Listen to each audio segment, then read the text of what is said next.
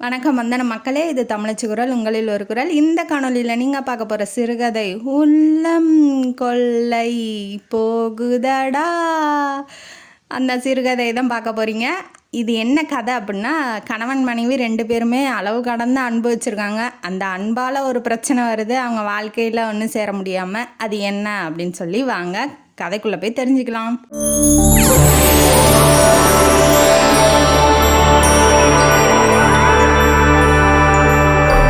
இந்த கதையோட ஆரம்பத்தில் ஹீரோயினியை இன்ட்ரடியூஸ் பண்ணுறாங்க. ஹீரோயினி பேர் காஞ்சனி. அவங்க துணிக்கெல்லாம் ஆரி ஒர்க்கு இந்த மாதிரி டிசைன்லாம் பண்ணுவாங்க இல்லையா. அப்போ ஒரு ட்ரெஸ் இருக்குன்னா அதில் இருக்க டிசைன் பத்தலை அப்படின்னா ஒருத்தட்ட கொடுத்தா அந்த கை வேலையெல்லாம் செய்வாங்க இல்லையா, ஜிம்கி ஒட்டுறது, அந்த மாதிரி டிசைன் போடுறது, ஆரி ஒர்க் பண்ணி தர்றது, அந்த மாதிரி இருப்பாங்க இல்லையா. அந்த வேலை பண்ணிகிட்ருக்காங்க. அவங்களுக்கு அதில் ரொம்ப இன்ட்ரெஸ்ட்டு அப்படிங்கிறதுனால அவங்க அப்பா அம்மாவும் தடுக்கலை.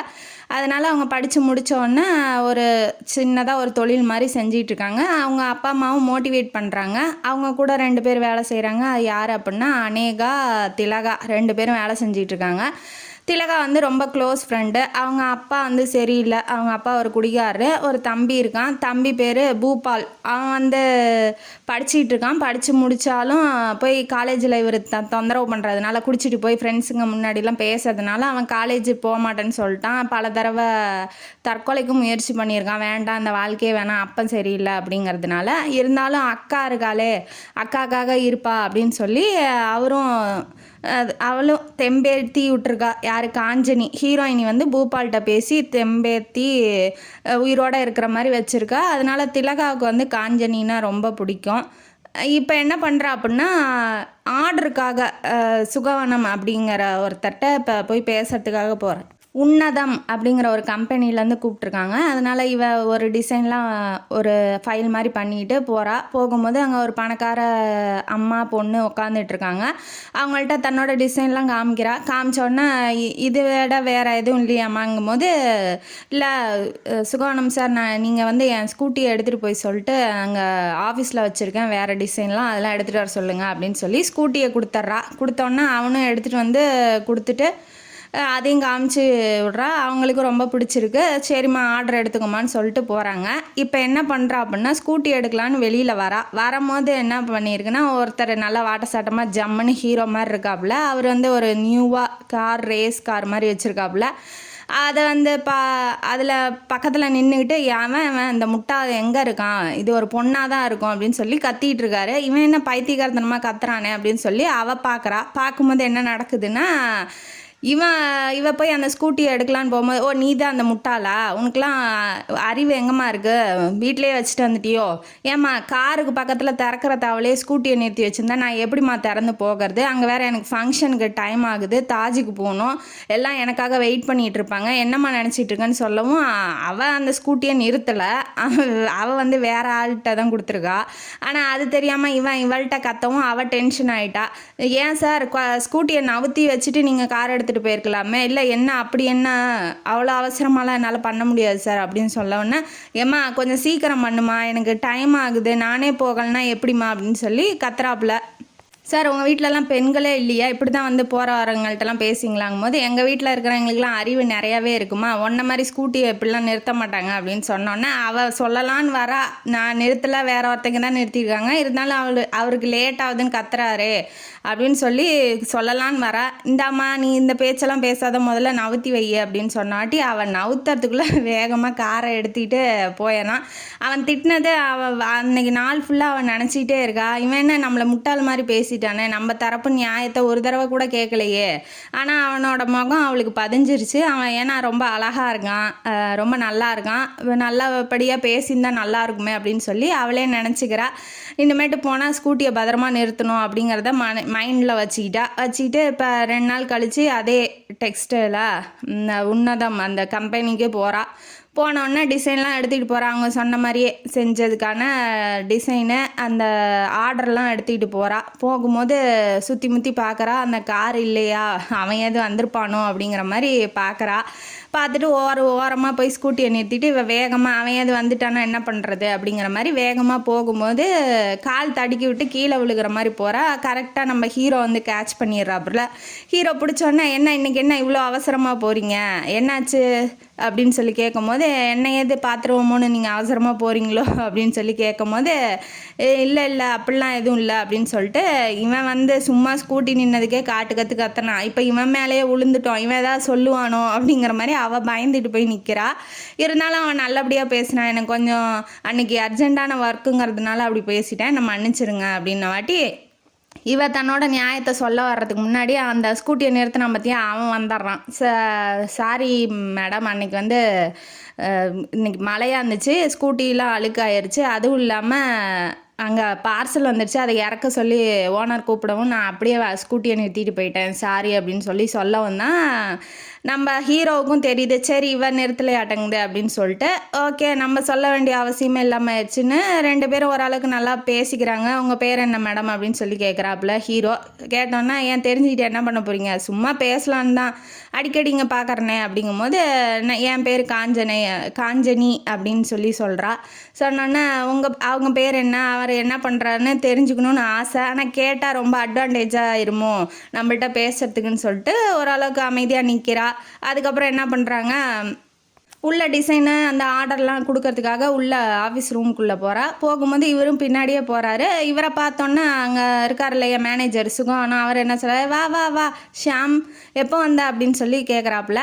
நான் இப்போ தான் அங்கிள் வந்தேன் அப்படிங்கும்போது தான் தெரியுது இவர் ஆல்ரெடி இவருக்கு தெரிஞ்சவர் இங்கே வருவாராட்டங்குது. நீ என்ன ஆண்கள் செக்ஷன், அதாவது பாய்ஸ் செக்ஷன் தானே போவேன், இங்கே என்ன கேர்ள்ஸ் பக்கமாக வந்திருக்க அப்படிங்கும்போது ஏதாவது கேர்ள் ஃப்ரெண்ட் வச்சுருக்கியா அப்படின்னு கேட்குறாரு. சும்மா கிண்டலாக கேட்குறாரு.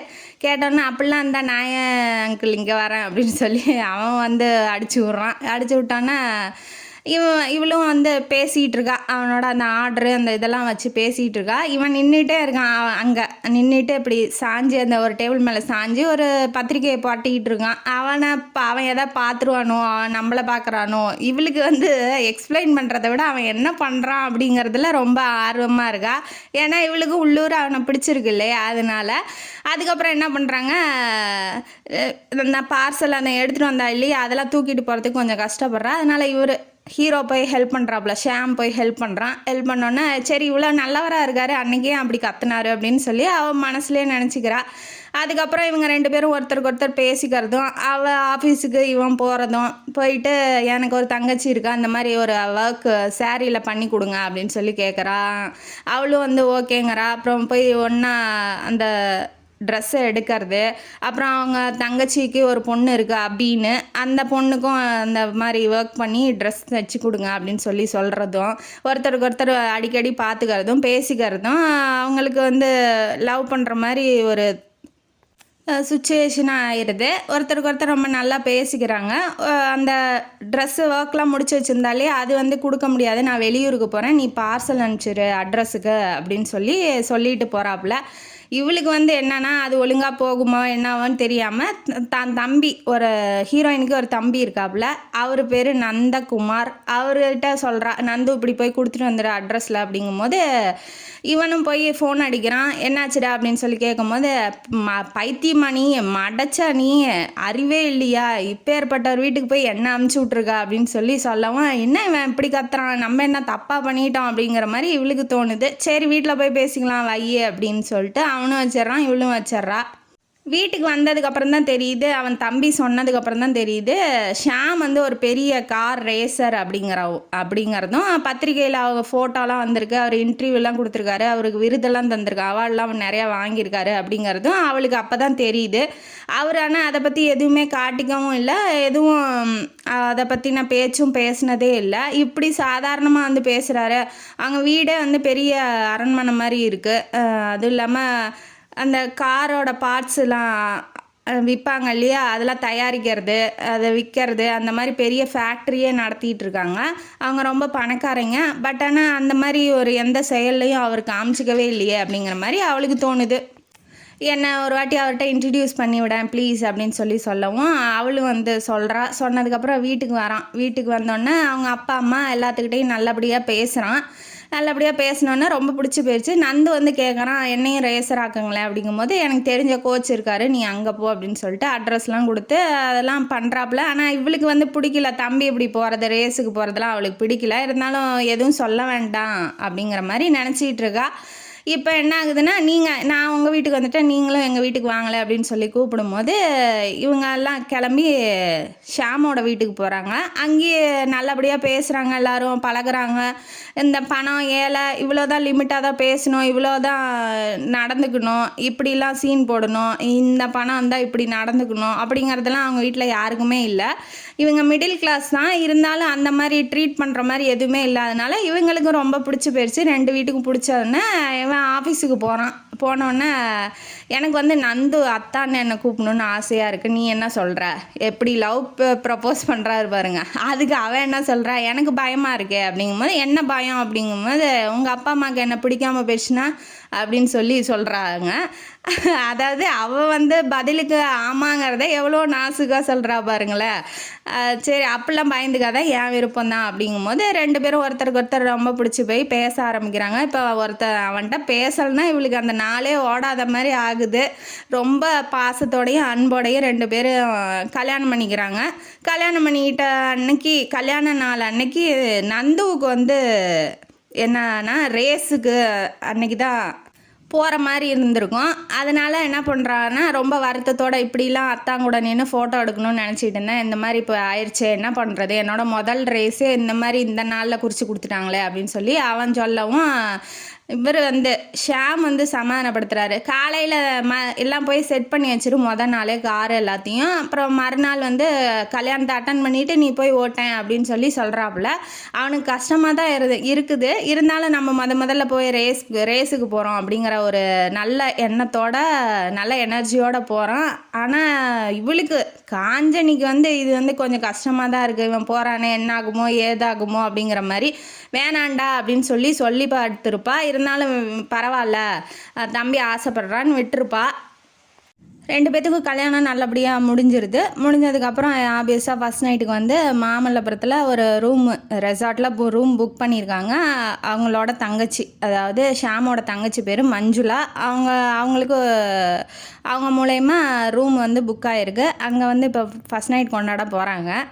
பீச்சில் கொஞ்சம் நேரம் விளாத்திட்டு ரூமுக்குள்ளே போய் ஒருத்தருக்கு ஒருத்தர் ஆசையாக அணைக்க போகும்போது என்ன ஆகுது அப்படின்னா, ஃபோன் வருது. யாருக்கு? ஷாமுக்கு வருது. இப்படி வந்து நந்துக்கு ஆக்சிடெண்ட் ஆயிடுச்சு. அதாவது ரேஸில் போகும்போது கார் உருண்டுருச்சு, ரொம்ப அடிபட்டு கிடக்க, கை கால்லாம் ஒன்றும் அசைக்க முடியல, ரொம்ப பயங்கர அடி, ஐசியூவில் இருக்கான் அப்படிங்கிற மாதிரி ஃபோன் வரவும் இவன் ரொம்ப பதட்டமாயிடுறா. ஆனோடனே 2 பேரும் இப்போ ஒன்றும் நடக்கலை. 2 பேரும் ஹாஸ்பிட்டலுக்கு நேராக போகிறாங்க. போனதுக்கப்புறம் ரொம்ப வருத்தப்படுறா யார் காஞ்சனி வந்து ரொம்ப வருத்தப்படுறா. ஐயோ தம்பிக்கு இப்படி ஆயிடுச்சு, நம்ம தான் சொன்னோமே, இப்படி போய் கேட்காம போயிட்டானே, ரேஸுக்கு போய் தான் இப்படி ஆயிடுச்சு அப்படிங்கிற ஒரு இது வந்து அவன் மனசில் நல்லா பதிஞ்சிருது. ரொம்ப அழுகிறா, மயக்கம் வர மாதிரி ஆகுது. அப்பயும் வந்து ஹீரோ ஷாம் தான் அவளை பிடிச்சி நல்லபடியாக உட்கார வச்சு பயப்படாத அப்படின்னு சொல்லி ஆறுதல் சொல்கிறாரு. தூங்கிறதுக்காக நைட்டு பக்கத்துலேயே எங்கேயோ ஒரு ரூமு புக் பண்ணி கூட்டிகிட்டு போகிறாப்புல. அப்படி இருந்தும் அவளுக்கு தூக்கம் வரல, பயப்படுறா, கெட்ட கனவாக வருது. திடுப்புன்னு எந்திரிக்கும் போது பயப்படாத, சரியாயிருச்சான், நந்துக்கு வந்து இப்போ பரவாயில்லையா, நல்லா தான் இருக்கான் அப்படின்னு சொல்லி சொல்கிறவொன்னே தான் அவளுக்கு உயிரே வருது. ஏன்னா இப்போ ஆசையாக தம்பி அன்பாக இருந்தவன் இப்போ உடனே ஆக்சிடெண்ட் ஆகி ரொம்ப கிரிட்டிக்கலான கண்டிஷனில் இருக்கான். அப்படிங்கும்போது யாராக இருந்தாலும் கவலைப்படுவாங்க இல்லையா, அந்த மாதிரி அவளுக்கும் ரொம்ப வருத்தமாயிருச்சு. இப்போ ஏன் என்னை எழுப்பல, ஏன் நீங்கள் அதை முன்னாடியே சொல்லியிருக்கலாம் இல்லையா அப்படிங்கும்போது, நானும் தூங்கிட்டு இருந்தேன், அதனால தான் சொல்ல முடியல, பயப்படாத, வா போகலாம் அப்படின்னு சொல்லி காஞ்சனியை வந்து கூட்டிகிட்டு போகிறான், ஹீரோயினையே கூட்டிகிட்டு போகிறான். ஹீரோ ஹாஸ்பிட்டலுக்கு திரும்பவும் டீ காஃபி வாங்கி தரான், சாப்பிட்றதுக்கு ஜூஸ் வாங்கி தரான், அப்புறம் சாப்பாடு வாங்கி தரான், எல்லாம் பார்த்துக்கிறான். சரி நீ இங்கே இருமா அப்படின்னு சொல்லிட்டு அவன் வேலையை செய்கிறதுக்கு போகிறான். அவங்க 2 பேரும் இப்போ கல்யாணம் ஆனவங்க, புதுமண தம்பதிகள், அதெல்லாம் வந்து மறந்துருச்சு. ஏன்னா இந்த ஆக்சிடென்ட்னால ஹீரோ வந்து அப்பப்போ வந்து இப்போ ஹீரோயினியை பார்க்குறதோட சரி, அதுக்கு மேலே அவனால் எதுவும் சொல்லவும் முடியல, மெல்லவும் முடியல. அதுக்கு மேலே என்ன பண்ண முடியும், ஒன்றும் பண்ண முடியல. கொஞ்சம் ரெக்கவர் ஆகிடுறான் நந்து. ரெக்கவர் ஆனோடனே நீ கவலைப்படாத, அவன் ஃப்ரெண்ட்ஸ் அந்த ரேஸில் இருப்பாங்க இல்லையா, அந்த ஃப்ரெண்ட்ஸ்லாம் வந்து சொல்கிறாங்க, நீ கவலைப்படாத, இந்த தடவை தான் தோத்துட்ட, அடுத்த தடவை ஜெயிச்சிருவ, அந்த மாதிரிலாம் அவன்கிட்ட பேசுறது வந்து காஞ்சனிக்கு பிடிக்கல. ஏன்னா இவன் இப்போ தான் ரெக்கவர் ஆகிறான், நல்லபடியாக ஆகுடா, பரவாயில்ல, நீ இனிமேட்டு வர வேண்டாம்னு சொல்கிறத விட்டுட்டு நீ அடுத்த தடவை ஜெயிச்சிருவ, நீ வான்னு சொல்கிறத அவளுக்கு பிடிக்கல. உயிரை வந்து ஒரு சாவறத நேரில் பார்த்துட்டு வந்திருக்கான், இது திரும்பவும் எப்படி அனுப்புறது அப்படிங்கிற மாதிரி இவன் நினைக்கிறா. பட் ஆனால் அவன் அதெல்லாம் நினைக்கல, எப்படியும் அடுத்த தடவை ஜெயிச்சிடலாம் அப்படிங்கிற மாதிரி நினைக்கிறான். பத்தாவதுக்கு அம்மா அப்பாவும் எதுவும் சொல்லலை, அப்போதைக்கு சொல்லலை. இப்போ இவரும் வராரு, ஹீரோவும் வராரு, ஷாமும் வந்து பயப்படாத, இந்த ரூல்ஸ்லாம் ஃபாலோ பண்ணு, இந்த மாதிரிலாம் செய்ய சொன்னேன்னே ஏன் செய்யலாங்கும் போது ஆமாம் தான் மறந்துட்டேன் அப்படிங்கும் போது இவரும் இப்படி பேசுறது அவளுக்கு பிடிக்கல. அதெல்லாம் பேசாதீங்க அப்படின்னு சொல்லி மிரட்டுறா. சரி ஓகே, புது ஒய்ஃபு சொல்கிறா, அப்புறம் அதுக்கு மேலே நம்ம என்ன சொல்கிறது அப்படிங்கிற மாதிரி நினச்சிக்கிட்டாரு. ஏன் இப்படிலாம் பேசுகிறேன்னு சொல்லி வெளியில் கூட்டிகிட்டு வந்து சொல்லும் போது எனக்கும் ஆக்சிடெண்ட் ஆகிருக்கு, இந்த மாதிரிலாம் ஆயிருக்கு, அதெல்லாம் பயந்தால் எப்படி ரேசராக ஆகிறது அப்படிங்கும் போது அவளுக்கு அதை விட பயம் தூக்கி வாரி போடுது. அவன் வந்து நல்லதுக்கு தான் சொல்லியிருப்பான், இந்த மாதிரி பயந்துக்காத, எனக்கும் ஆயிருக்கு, இப்போ நான் நல்லா இருக்கேன்ல, அந்த மாதிரி அவனும் சரியாயிருவான் அப்படிங்கிற ஒரு நல்ல எண்ணத்தோடு சொல்லியிருப்பான். இவன் என்ன நினச்சிக்கிட்டான்னா, தம்பி இப்படி அடிபட்டு கிடக்கிறதில்ல நம்ம தாங்க முடியல, என் உயிரும் உலகமாக இருக்கார், அவர் அடிபட்டு ஏதாவது ஒன்று இந்த மாதிரி ஆயிடுச்சுன்னா என்னடா பண்ணுறது அப்படின்னு அவன் நெகட்டிவாக தோண ஆரம்பிச்சிருச்சு அவளுக்கு. அதுலேருந்து ஒரு முடிவு பண்ணிக்கிறா. இவன் ரொம்ப நாளாக இங்கே ஹாஸ்பிட்டலுக்கும் வீட்டுக்குமாவே இருக்கிறதுனால மஞ்சுளா, அதாவது அண்ணன் தங்கச்சி இருக்காங்க இல்லையா, ஹீரோவோட தங்கச்சி, அவங்க வந்து இந்த மாதிரி வீட்டுக்கு வந்துரு, புதுசாக இப்போ தான் கல்யாணம் ஆகிருக்கு, இவங்களை எப்படி தனித்தனியாக பிரித்து வைக்கிறது, பெரியவங்களாவது பேசணும் இல்லையா அப்படிங்கிற மாதிரி சொல்லவும் அவங்க அம்மாவுக்கு இப்போ தான் ரெக்கக்னைஸ் ஆகுது, சரி கல்யாணம் ஆயிடுச்சு அப்படிங்கிறது. அவங்களும் ஹெல்ப் பண்ணியிருக்காங்க, இது வரைக்கும் எதுவுமே சொன்னதில்லை, நீ வா, நீ உனக்கு என்ன இங்கே வேலை அப்படிங்கிற மாதிரிலாம் எதுவுமே ஹெல்ப்பு தான் பண்ணியிருக்காரு. மாப்பிள்ளை அதுவும் தங்கம் அப்படிங்கிறதுனால நீ கிளம்புமா, அவன் வீட்டுக்கு கிளம்பு அப்படின்னு சொல்லிடுறாங்க. சொன்னோன்னே அவளும் ஓகே, ஜாலியாக தான் இருக்கா. திரும்பவும் அதே மாமல்லபுரத்தில் ஒரு ரூம் புக் பண்ணுறாங்க. இந்த தடவை என்ன ஆகுது அப்படின்னா, ஹீரோயினி மனசில் வந்து ஒன்று நினச்சிக்கிட்டே போகிறாங்க. போகும்போது காரில் வந்து பேசலாம்னு நினைக்கிறாங்க, ஆனால் அவன் மூடு வந்து சரியில்லை அப்படிங்கிறதுனால சமயம் பார்த்து சொல்லிக்கலாம் அப்படின்னு சொல்லிட்டு இவங்களும் வராங்க. ஏன் இத்தனை நாளாக பிரிஞ்சது என் நினப்பே இல்லையா உனக்கு, அவங்க அம்மா வீட்டிலே இருக்கணும்னு நினப்பா அப்படின்னு சொல்லி காரில் வர பேசுகிறாங்க. அப்படிலாம் இல்லைன்னு அவள் சாஞ்சிக்கிறான் அவன் மேலே. நான் ரேசர் தான், இருந்தாலும் நீ சாயும் போது என்னால் கார் ஓட்ட முடியல, எங்கேயோ போய் ரேசராக வந்து கார் ஆக்சிடெண்ட் பண்ணிடுவணும் அப்படின்னு பயமாக இருக்குது, கொஞ்சம் நவுந்து உக்காரு.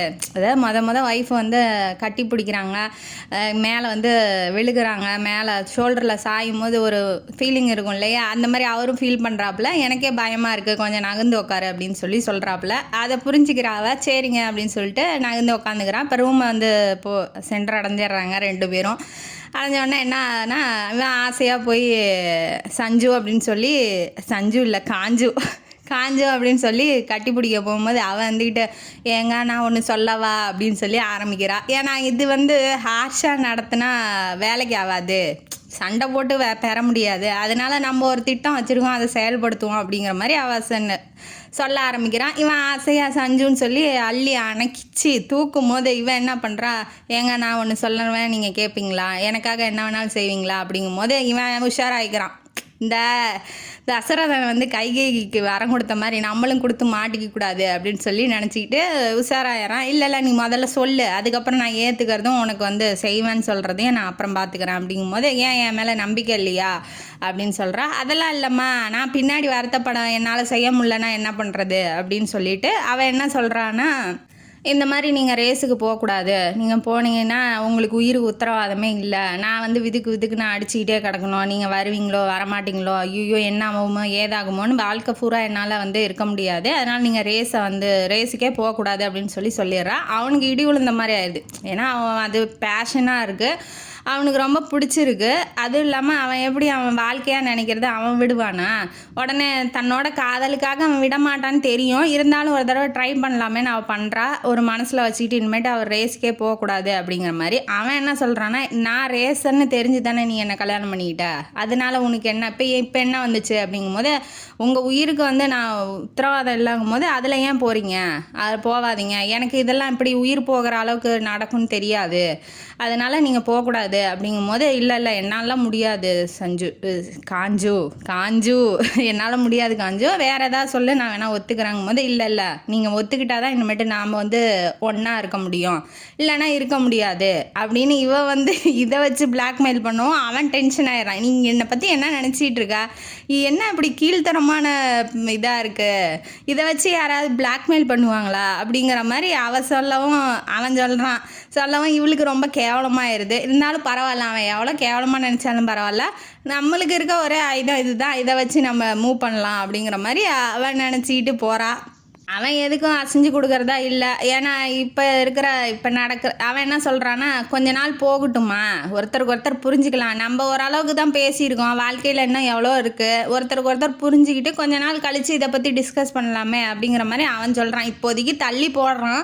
ஆனால் அவள் ஒத்துக்க மாட்டேங்கிறா. நீங்கள் எப்படி பேச்சை மாற்றுவீங்கன்னு எனக்கு தெரியும், நான் ஒத்துக்க மாட்டேன், இதுக்கு ஒத்துக்கிட்டிங்கன்னா தான் அது அப்படிங்கிற மாதிரி அவள் சொல்லவும் அவனுக்கு என்ன பேசணுன்னு ஒன்றும் புரியல. சரி உன் விருப்பம் தான், உனக்கு பிடிக்கலன்னா விட்டுரு, ஆனால் என்னால் ரேஸை வந்து விட முடியாது அப்படின்னு சொல்கிறான். இருந்தாலும் ஒவ்வொருத்தன் இது பிடிக்கல, எனக்கு ஏன் பிடிக்கலன்னா போய் ஊரே தம்மட்டம் அடிச்சு விடுவான், இல்லைன்னா அவங்க பொண்ணு சரியில்லைன்னு சொல்லி மாமியார் வீட்டில் கம்ப்ளைண்ட் பண்ணுவான், இல்லைனா அம்மாட்ட போய் சொல்லி வைப்பான், அவளை வந்து கேவலப்படுத்துவாங்க. அந்த மாதிரிலாம் ஹீரோ கிடையாது. ஹீரோ என்னன்னா, அவளுக்கு ரொம்ப பிடிச்ச பொண்ணை கல்யாணம் பண்ணியிருக்கான், அதனால் அவளை கஷ்டப்படுத்தக்கூடாது, உனக்கு விருப்பம் இல்லைன்னா விட்டுருமா அப்படிங்கிற மாதிரி அவர் சொல்லிட்டு போயிட்டாரு சிம்பிளாக. என்னால் ரேஸை விட முடியாது, உனக்கு மனசு மாறினா சொல்லு அப்படிங்கிற மாதிரி. அவளும் என்ன நினைக்கிறான்னா, நீங்கள் வந்து இது விட்டால் தான் நமக்குள்ளே இருக்கும் அப்படின்னு சொல்லி அவளும் நினைக்கிறா. இப்போ 2 பேரும் ஒருத்தருக்கு ஒருத்தர் தன்னோட பிடிவாதத்தை விட மாட்டேங்கிறாங்க. 2 நாள் கழித்து உடனே போனால் சந்தேகம் வரும் இல்லையா. 2 நாள் கழித்து போகிறாங்க. அங்கே இருக்க ஊரெலாம் சுற்றி காமிச்சு விட்றான் இவன். ஒய்ஃப் தானே, வெளியில் போகலாம், இதுதானே வேணாங்கிற, பரவாயில்ல வா கூடயாவது ஜோடி போட்டிகிட்டு போகலாம் அப்படின்னு சொல்லி அவனும் என்னென்னமோ ட்ரை பண்ணுறான். ஆனால் அங்கே ஒன்றும் வேலைக்கு ஆகலை. சரி கூட்டிகிட்டு போகிறான், எல்லாத்தையும் கூட்டிகிட்டு போய் வேணுங்கிறத சாப்பிட வைக்கிறான், கூட்டிகிட்டு வரான். சரி நீ போய் படுத்துக்குமாங்கிறான். அவளுக்கு விருப்பம் இல்லை இல்லையா, அதனால் அவளை தொந்தரவு பண்ணக்கூடாது, காதல் பாருங்கள் எப்படி இருக்குன்னு. அதுக்கப்புறம் என்ன பண்ணுறான், ஊருக்கு கூட்டிகிட்டு வரான். கூட்டிகிட்டு வந்தோடனே வேண்டாம், நமக்குள்ளே இருக்கிறது வெளியில் அப்பா அம்மாக்கோ இல்லை உங்கள் அம்மா அப்பாக்கோ தெரிஞ்சால் ரொம்ப கஷ்டப்படுவாங்க, நீ வந்து நந்து கொஞ்சம் குணமாகற வரைக்கும் நீ உங்கள் வீட்டிலே இரு அப்படின்னு சொல்லிட்டு இவர் வந்து ரேஸுக்கு கிளம்பி போகிறாப்புல. போகும்போது எங்கே போகிறீங்கன்னு சொல்லி கேட்குறா. நான் ரேஸுக்கு தான் போகிறேன், அவன்கிட்ட பொய் சொல்ல விரும்பல அப்படின்னு சொல்லிட்டு இவன் போவான். நம்மளை விட அவனுக்கு அந்த ரேஸ் தான் முக்கியம், அப்போ நம்மளை காதலிக்கவே இல்லைன்னு இவன் ஒரு மாதிரி அடமெண்ட்டாக ஆக ஆரம்பிச்சிட்றா. என்னைக்கு விடுறானோ அன்னைக்கு தான் அப்படிங்கிற மாதிரி ரொம்ப அடமெண்ட்டாக இருக்கா. அவனும் வந்து ஒரு 2 வாரம் கழித்து வீட்டுக்கு வரான். வீட்டுக்கு வரும்போது இவளை கூட்டிகிட்டு வந்துரு அப்படின்னு சொல்லி அவன் தங்கச்சிக்கிட்ட வந்து ஃபோன் வருது. யார், ஹீரோயினியை கூட்டிகிட்டு வீட்டுக்கு வா அப்படின்னு சொல்லிட்டு ஹீரோயினியை கூட்டிக்கிட்டு வீட்டுக்கு வர்றதுக்காக போகும்போது அவள் தொழில் செய்கிறதுக்காக சின்ன இடமா வச்சுருப்பா, அதனால் கொஞ்சம் பெரிய ஃப்ளாட்டாக பார்த்து பிடிச்சி விடுறான், அங்கேயே வேலை செய்கிற மாதிரி. அவளுக்கு என்னென்ன தேவை அப்படிங்கிறத கேட்டு தெரிஞ்சுக்கிறான். இவன் இவ்வளோ பண்ணுறானே, ஏன் நம்ம சொல்கிறத மட்டும் இவன் கேட்க மாட்டேங்கிறான் அப்படிங்கிற மாதிரி அவளுக்கு தோணுது. அதுக்கப்புறம் என்ன பண்ணுறாங்க, வீட்டுக்கு வந்து இன்டர்வியூ எடுக்க ஆள் வராங்க அப்படின்னு சொல்லி, அதாவது இவன் கொஞ்சம் பிரபலமாக ஃபேமஸாக இருக்கான் இல்லையா ரேஸராக, அதனால் இன்டர்வியூ எடுக்க ஆள் வராங்கன்னு சொல்கிறான். சரின்ட்டு இவளும் ரெடியாகி கீழே வரா. வேண்டான்லாம் சொல்லலை, ஏன்னா அதை பற்றி பேசுவாங்க இல்லையா, ரேஸை பற்றி என்னென்னு தெரிஞ்சுக்கலாம், எப்படிலாம் உயிருக்கு ஆபத்து வருதுன்னு தெரிஞ்சுக்கலாம் அப்படிங்கிற மாதிரி இவன் நினச்சிக்கிட்டு ரெடியாகி கீழே வரா. அங்கே இன்டர்வியூ எடுக்க வந்தவ ஒரு பெண். அவள் என்ன பண்ணுறா, இவனை போய் ரொம்ப ஹேண்ட்ஸமாக இருக்கீங்க, ரொம்ப சூப்பராக இருக்கீங்க, நான் ஹீரோயினியாக நடித்தேன், நீங்கள் தான் ஹீரோவாக நடிக்கணும், எனக்கு தெரிஞ்ச ப்ரொடியூசர்லாம் இருக்கார், அப்படி இப்படின்னு போட்டு வலிஞ்சு தள்ளுறா. பத்தாதுக்கு இந்த ஷர்ட் இப்படி போடுங்க, இங்கே கசங்கி இருக்குது பாருங்கன்னு அங்கங்கே தொடரா. வேற அவளுக்கு பற்றிக்கிட்டு எரியுது. இதனால தான் ஒய்ஃபே வேணான்னு நினைக்கிறாரோ, இவனுக்கு என்ன, நான் இல்லைன்னா இப்படி 10 பேர் வந்து விழ போகிறாங்க, அதனால தான் என்னை வேணான்னு சொல்கிறாரு. சொன்னது அவன் மேலே பழிய போடுறா. ஓரளவுக்கு உக்காந்துட்டு ரொம்ப டென்ஷன் ஆகிட்டா, பொறாம தீல பொங்கறா. உடனே எந்திரிச்சு ஐயோ இவளை ஏதாவது திட்டிடுவோம், அதுக்கு முன்னாடி நம்ம போகலாம் அப்படின்னு சொல்லிட்டு மேலே போயிடுறா. இவன் கொஞ்சம் இன்டர்வியூலாம் முடிச்சுட்டு மேலே வரான். ஏன் என்னாச்சு, ரொம்ப போர் அடிச்சிருச்சா அப்படின்னு சொல்லி கேட்கும்போது, என்ன அவன் இங்கே தொடுறா அங்கே தொடுறா, என்ன நினச்சிட்டு இருக்கா அவன் மனசில் அப்படிங்கும்போது, ஏன் நீயே கேட்க வேண்டியதானே, ஏன் இங்கே வந்துட்ட, இப்போ உரிமையே இல்லைன்னு நீயே நினச்சிக்கிறியா, அந்த உரிமையோடு இருந்தால் நீயே கேட்க வேண்டியதானே அப்படின்னு சொல்லி சொல்லவும், என்ன பண்ணுற, அவள் இங்கே ஷர்ட்டில் கையை வைக்கிறான், அங்கே கையை வைக்கிறான், இவ வேற போய் அவன் மேலேயே உழுகவும் அவனுக்கு வந்து வேறு ஃபீலிங்க்கு போயிடறான். உடனே தள்ளி விட்டுட்டு, ஐயோ வேணாம், நம்ம ரேஸு முக்கியம், நமக்கு ரேஸு போயிடண்டா அப்படின்னு சொல்லிட்டு இவன் தள்ளி விட்டு இவன் போயிடுறான்.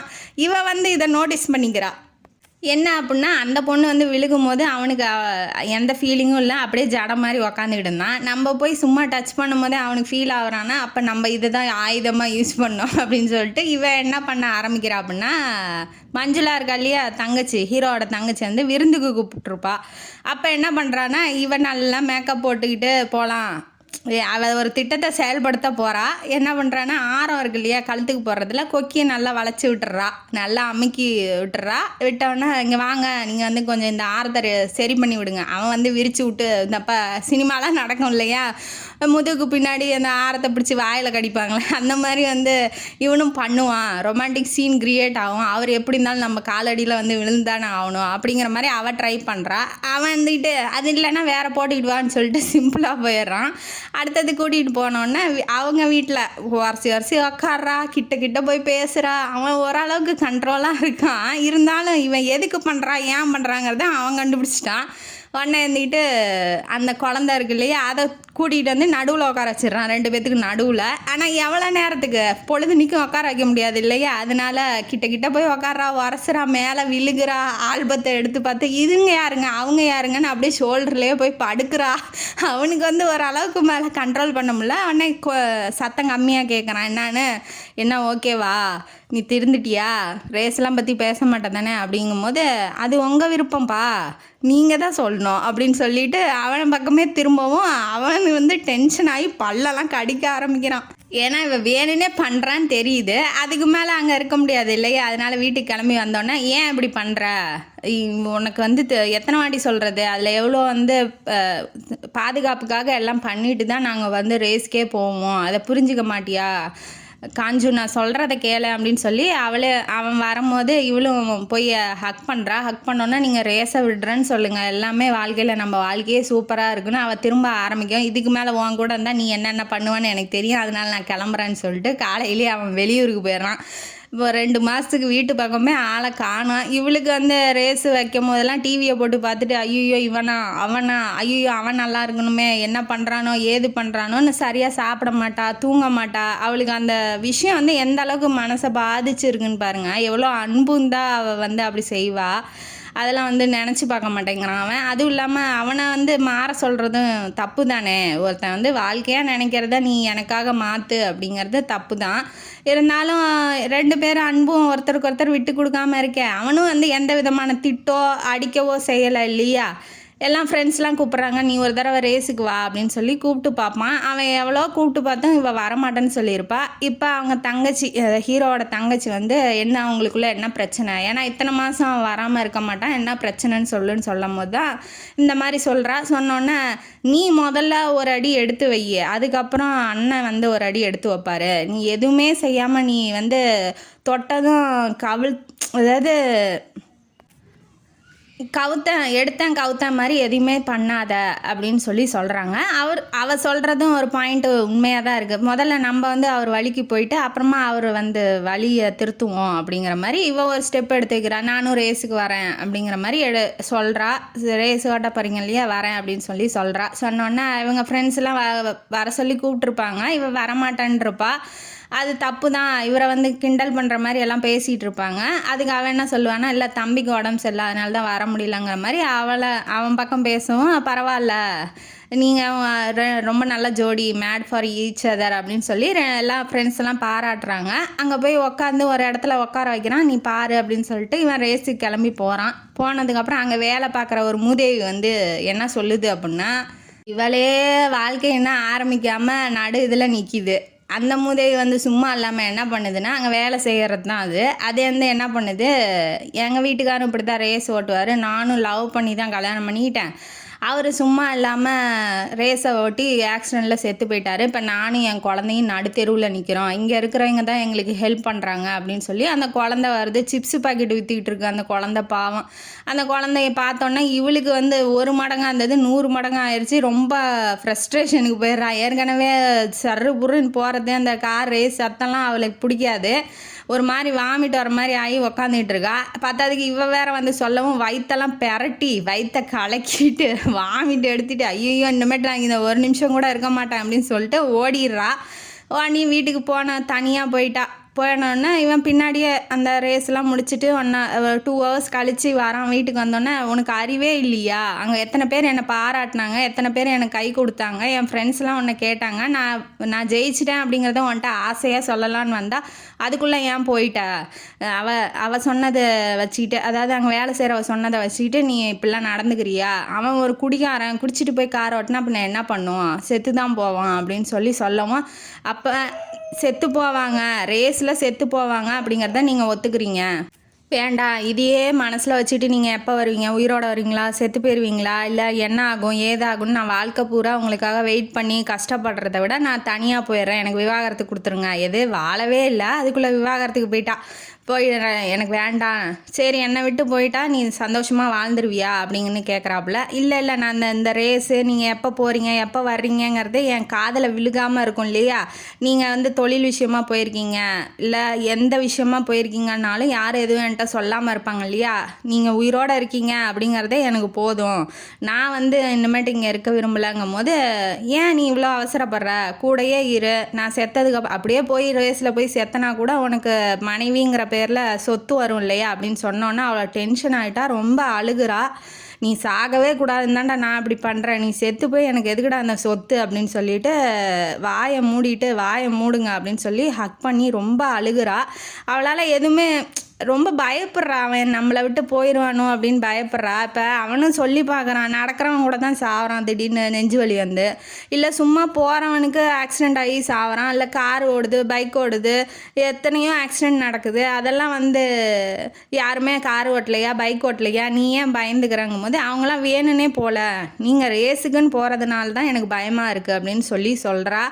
2 பேர் தரப்பும் நியாயமாக தான் இருக்குது. பட் ஆனால் அங்கே ஒன்றும் இது அவளை உடனே இவன் என்ன சொல்கிறான், பெரியவங்களை கஷ்டப்படுத்த வேணாம், நீ உனக்கு விருப்பம் போல் இரு, நான் என் விருப்பம் போல் இருக்கிறேன், 2 பேரும் ஃப்ரெண்ட்ஸாக வாழ்ந்துட்டு போகலாம், ஒன்று முன்னா இருக்க உனக்கு பிடிக்கலன்னா பரவாயில்ல வேண்டாம் அப்படின்னு யார் சொல்லுவா பாருங்க. ஹஸ்பண்டு ஒய்ஃபை எந்த அளவுக்கு லவ் பண்ணுறான் பாருங்களேன் அப்படின்னு சொல்லவும் அவளுக்கும் சரின்னு தான் படுது. ஏன்னா இப்போ போனாலும் ஏன் போனேன் எதுக்கு போனேன்னு காரணம் கேட்பாங்க. அவள் தம்பியே ரேஸுக்கு போக வேணான்னு சொல்லியிருப்பா. இருந்தாலும் அவங்க அம்மா அப்பா உனக்கு எப்படி உனக்கு வாழ்க்கையில் முன்னேறத்துக்கு நாங்கள் உதவியாக இருந்தோமோ அதே மாதிரி அவனுக்கும் தான் உதவியாக இருக்க முடியும், அவனை போய் இதை அதை செய்யாத அப்படின்னு சொல்லி நாங்கள் சொல்ல முடியாதுன்னு சொல்லியிருப்பாங்க. அதே அவளுக்கு பெருசாக பேர் இடியாக ஆயிடுச்சு. ஏன்னா இப்போ இவன் தம்பி போகிறதே ஒத்துக்கிறாங்க, இப்போ இவன் போவேணான்னு சொல்லி நான் வந்துட்டேன்னா அவங்க ஒத்துக்குவாங்களா, ஒத்துக்க மாட்டாங்க. அதனால் அவளுக்கும் வேறு வழி இல்லை, அங்கேயே இருக்கா. போகிறேன் வரேன்னு சொல்லி எதுவுமே சொல்கிறதில்ல. நான் தொழில் விஷயமா போகிறேன் அப்படிங்கிற மாதிரி அவங்க அப்பாட்ட சொல்லிட்டு போவான். பட் ஆனால் அவன் ரேஸுக்கு தான் போகிறான். இவளுக்கும் கஷ்டமாக தான் இருக்கும், என்ன பண்ணுறது, ஒன்றும் பண்ண முடியல.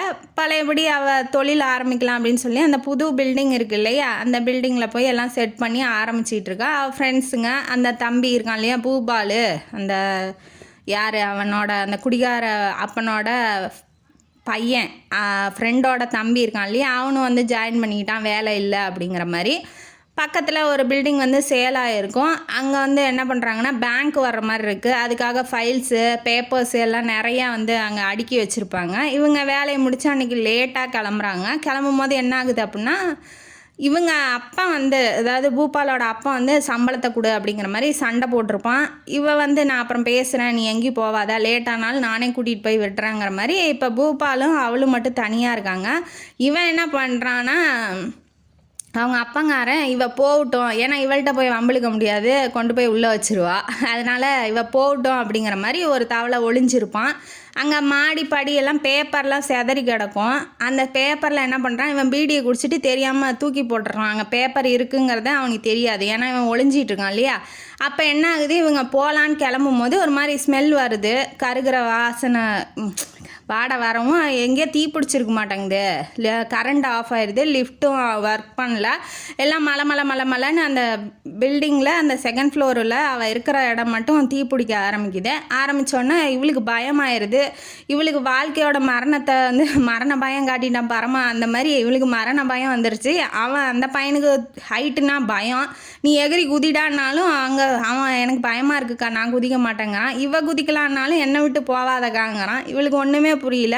வாழ்க்கையில் நம்ம ஒன்றுமே அனுபவிக்கவும் அவரையும் விடலை, ஹஸ்பண்டையும். நம்ம பண்ணதுக்கு நமக்கு இதுதானா, ஏன் இப்படி பண்ணுறோம், அவர் நமக்காக என்னென்ன பண்ணியிருக்காரு, என்னென்ன செஞ்சுருக்காரு, ஒரு தடவை கூட அவர் மூஞ்ச காமிக்கல. ஒரு தடவை கூட எனக்கு இது வேணும் அது வேணும்னு என்கிட்ட கேட்டதே இல்லை. உன் விருப்பம் தான் அப்படின்னு சொல்லி வாழ்ந்தவர்கிட்ட நமக்கு ஒரு விருப்பம் கூட, அவரோட ஒரு விருப்பம் கூட நம்ம நிறைவேற்றாமல் போகிறோமே. அதாவது சாவர பயத்தில் லவ்னா என்ன அப்படிங்கிறது அவளுக்கு புரிய வருது. அந்த அண்ணா ஃபோன் பண்ணலாம் அப்படின்னாலும் ஃபோனு சுவிட்ச் ஆஃப் ஆயிடுச்சு. திரும்ப ஃபோன் பண்ணுறதுக்கு ஒரே ஒரு பாயிண்ட்டு தான் சார்ஜ் இருந்திருக்கு. ஆன் பண்ணோன்னே அவன் ஹஸ்பண்டுக்கு தான் அடித்தோடனே, ஏன்னா நான் சொல்கிறத கேளுங்க, ரொம்ப அவசரம், நான் இந்த மாதிரி தீயில கருகிட்டு இருக்கேன், அதனால் நான் உங்கள்கிட்ட ஒன்று சொல்ல விரும்புகிறேன், நான் உங்களை ரொம்ப விரும்புகிறேன், அதனால தான் நான் உங்களை ரேஸுக்கு போக வேணான்னு சொன்னேனே ஒழிஞ்சு நீங்கள் என்னை தப்பாக நினச்சிக்காதீங்க, நான் இந்த உலகத்தில் நான் வாழ்கிறதே உங்களுக்காக தான் அப்படிங்கிற மாதிரி அவளோட காதலை சொன்னோன்னே இவனும் எதுவும் பேசலை. என்ன ஏதோ அர்ஜென்ட்டில் பேசுகிறா, ஏதோ சம்திங் ராங் அப்படின்னு சொல்லி அவன் நினச்சிக்கிறான். என்னாச்சுன்னு சீக்கிரம் சொல்லுங்கும் போது, இந்த மாதிரி தீ பிடிச்சிட்டு இருக்கேன், நானும் பூப்பாலும் மாட்டிக்கிட்டு இருக்கோம் அப்படின்னு சொன்னோன்னே இவன் காரை எடுத்துகிட்டு வந்து உடனே கிளம்பி வந்துடுறான். ரேஸ் காரை எடுத்துக்கிட்டு வந்துடுறான். வந்தோடனே இவங்க 2 பேரும் தப்பிக்கலாமா பொழைக்கலாமான்னு அந்த இதிலையே மாட்டிக்கிட்டு இருக்கிறாங்க. இவன் வந்த உடனே அந்த கார் மேலே ஏறி நின்று கயிறு ரோப் ஒன்று எடுத்துகிட்டு அதை சுற்றி போடுறான். பில்டிங் மேலே போட்டோன்னே எதுலையா போய் பிடிச்சிக்கும் இல்லையா, அந்த பால்கனி மாதிரி இருக்கிறதுல பிடிச்சிக்கும் இல்லையா, அதனால் பிடிச்சிக்கிட்டு இவன் போய் காப்பாற்றலான்னு ஏற போகிறான். அங்கே சுற்றி 100 பேர் நிற்கிறாங்க. ஒருத்தன் கூட ஹெல்ப்புக்கு வரல. வந்த ஒரே ஆள் ஷாம் மட்டும்தான். அது இல்லாமல் எந்த கார் மேலே ஒரு தூசி கூட விழக்கூடாதுன்னு நினைக்கிறானோ அந்த கார் மேலேயே ஏறி அவனுக்காக ஹெல்ப் பண்ண வர்றத பார்த்தோன்னே சரி இதுதான் காதல்ங்கிறது, இத்தனை பேர் இன்னும் நம்மளை காப்பாற்ற ஒருத்தன் கூட வரல, நமக்கு நம்மளை தேவைன்னு நினைக்கிறவங்க தான் வராங்க அப்படின்னு சொல்லி அவன் நினச்சோடனே இவளை முன்ன இறக்கிட்டு வந்துடுறான். நீ பின்னாடியே வாப்பான்னு சொல்கிறாப்புல. ஆனால் அவன் வரமாட்டேங்கிறான். ஹைட்டு நான் பயப்படுறான் இல்லையா, அதனால் இப்போ வரமாட்டேங்கிறான். திரும்ப அவனும் போகிறான். அவனும் இறக்கி விட்டுட்டு திரும்ப மேலே ஏறி போகிறான் ஷாம் அவனுக்காக. போனோடனே திரும்ப இறங்கி கீழே வந்தோடனே அவங்க அப்பா சத்தம் போடுறாரு, என்னையும் காப்பாற்றுங்க. ஏன்னா அவனால் தானே இப்போ தீ பிடிச்சிருக்கு. என்ன தான் குடிகாரனாக இருந்தாலும் இவன் அப்பனுக்காக தன்னோட பயத்தெல்லாம் உடச்சி எறிஞ்சிட்டு இவன் ஏறி போகிறான். பூபால் இப்போ ஏறி போய் அவங்க அப்பனை காப்பாற்றிட்டு வந்தோன்னா அவன் திருந்திடுறான். இனிமேட்டு நான் குடிக்க மாட்டேன், என் பிள்ளைங்களுக்காக வாழ்கிறேன், நான் எவ்வளோ கஷ்டப்படுத்தியிருக்கேன், இருந்தாலும் என் உயிரை காப்பாற்றிட்டியே, என்னால் தான் அந்த தீயே வந்துச்சு, என்னை மன்னிச்சிருப்பா அப்படிங்கிற மாதிரி சொல்லி மன்னிப்பு கேட்டு ரெண்டு திருந்துடுறாங்க. அந்த குடும்பம் நல்லா இருக்குன்னு நம்ம நம்புவோம். இந்த பக்கம் என்ன ஆகுது அப்படின்னா, வீட்டுக்கு கூட்டிகிட்டு வந்தோன்னே அவங்க அம்மா சாப்பிட சொல்கிறாங்க. சாப்பிடும்போது அவங்க அம்மா பையனோட முடியை வருடி விட்டு, நீ ஏன்பா ரேஸுக்கெலாம் போகிற, அவள் ரொம்ப வருத்தப்படுறாப்பா, அவனுக்காக சாப்பிடாம இருக்கா, ரொம்ப கவலைப்படுறா அப்படின்னு சொல்லவும் மனைவி நம்ம மேலே வச்சுருக்க அன்பு அவனுக்கும் புரியுது. இப்போ ரூமுக்குள்ளே ஒருத்தர் தனியாக இருக்காங்க. அமைதியாக இருக்குது இடமே. என்னை மன்னிச்சிரு, நான் இனிமேட்டு ரேஸ் ஓட்ட மாட்டேன், நீ தான் எனக்கு முக்கியம், நீ உயிருக்கு ஆபத்தில் இருக்க, உயிருக்கு போராடிட்டு இருக்க, தீ பிடிச்சிருக்குன்னு ஒன்று எனக்கு நீ எனக்கு சொன்னது உனக்கு ஞாபகம் வந்துடுச்சு. அதாவது அவள் உயிருக்கு ஏதாவது ஆபத்து வந்துடுச்சுன்னா என்ன பண்ணுறதுன்னு இவ சொல்லியிருப்பா. இப்போ அவளோட உயிர் ஊசலாடிட்டு இருக்கும் போது திரும்ப பார்க்க மாட்டோமோ, மனைவி நம்மளை விட்டு போயிடுவாளோ அப்படின்னு நினைக்கும் போது தான் நீ சொன்னது எனக்கு ஞாபகம் வந்துச்சு, அதனால் நானும் இனிமேட்டு ரேஸுக்கு போக மாட்டேன்னு அவன் சொல்கிறான். சொன்னோன்னா இவன் என்ன சொல்கிறான்னா, வேண்டாம் நான் உங்களுக்காக எதுவுமே பண்ணல, உங்கள் விருப்பம் என்ன, உங்கள் வாழ்க்கை என்னன்னு எனக்கு இப்போ தான் புரிஞ்சிச்சு. நீங்கள் ஏறும்போது கூட திரும்ப அவளை இறக்கி விட்டுட்டு அந்த பையனை காப்பாற்ற போகும்போது கூட கோணி பையெல்லாம் எடுத்து நல்லா மாட்டிக்கிட்டு சுற்றி நனைச்சி மாட்டிக்கிட்டு பெட்ஷீட்லாம் போத்திட்டு தான் போயிருப்பான். ஏன்னா இவளை காப்பாற்றிட்டான், இப்போ அடுத்தது செகண்டு தானே அவன், அதனால் தான் திரும்பி வரணும், அவள்கிட்ட வாழணும் அப்படிங்கிற எண்ணம் அவனுக்கு இருக்குது. அதனால் அவனுக்கான பாதுகாப்பு இதெல்லாம் போட்டுக்கிட்டு தான் போயிருக்கான். அதுலேருந்தே எனக்கு புரிஞ்சிருச்சு, உங்களோட விருப்பம் தான் என் விருப்பமும், இனிமேட்டு நீங்கள் என்ன விருப்பப்படுறீங்களோ அந்த வழியிலே நானும் வரேன் அப்படின்னு சொல்லி அவளும் 2 பேரும் ஒரே சமயத்தில் 2 பேர் விருப்பத்தையும் ஒருத்தருக்கு ஒருத்தர் சொல்லிக்கிட்டோன்னா ஒருத்தருக்கு ஒருத்தர் தன்னோட காதலை வெளிப்படுத்திக்கிறாங்க. எல்லாத்துக்கும் என் விருப்பம் தானே அப்படின்னு சொல்லும் போது எல்லாத்துக்கும் தான் அப்படிங்கும்போது அவன் ஆசையாக ஹக் பண்ணி கிஸ் பண்ணுறான். லிப் டு லிப் கிஸ் பண்ணிக்கிறாங்க. வாழ்க்கையை ஹஸ்பண்ட் ஒய்ஃபு 2 பேருமே தொடங்க ஆரம்பிக்கிறாங்க. இந்த கதை இதோட முடியுது. இந்த கதையிலேருந்து நமக்கு என்ன தெரியுது, ஒருத்தரை நமக்காக மாற சொல்லக்கூடாது. அவங்களுக்கு பிடிச்சிருந்தா அவங்களுக்கு பிடிச்ச எல்லாமே நமக்கு பிடிச்சிருக்கணும். இல்லை கல்யாணம் பண்ணுறோம் காதலிக்கிறோன்னா அதுக்கு முன்னாடியே அவரை பற்றி எல்லாம் தெரிஞ்சுக்கிட்டு நமக்கு ஒத்து வருமானு சொல்லிட்டு காதலிக்கவோ கல்யாணமோ பண்ணுங்கள். ஏன்னா பண்ணதுக்கப்புறம் நீ எனக்காக இதை மாறு அதை மாறு, இதை செய்ய அதை செய்யுன்னு சொல்லக்கூடாது. இந்த கதையும் காணொலியும் உங்களுக்கு பிடிச்சிருந்தா லைக் பண்ணுங்கள், ஷேர் பண்ணுங்கள், சப்ஸ்கிரைப் பண்ணுங்கள், கமெண்ட் பாக்ஸில் கமெண்ட் பண்ணுங்கள். நன்றி மக்களே.